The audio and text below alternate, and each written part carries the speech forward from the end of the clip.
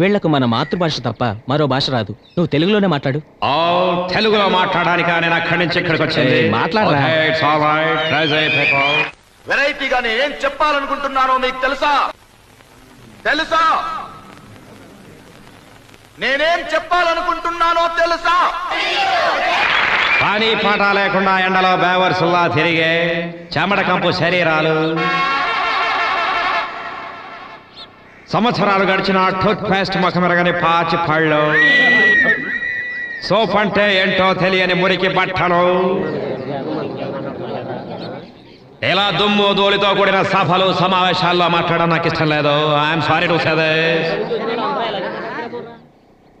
Future లేని దేశం, nature లేని రాష్ట్రం, టీచర్ లేని స్కూల్, లీడర్ లేని పార్టీస్, ప్లానింగ్ లేని ఫ్యామిలీస్, ఒక్కొక్కరికి డజన్ పిల్లలు, అందులో సగం మెంటల్, సగం ఫ్యాక్స్, సగం థిక్కర్స్.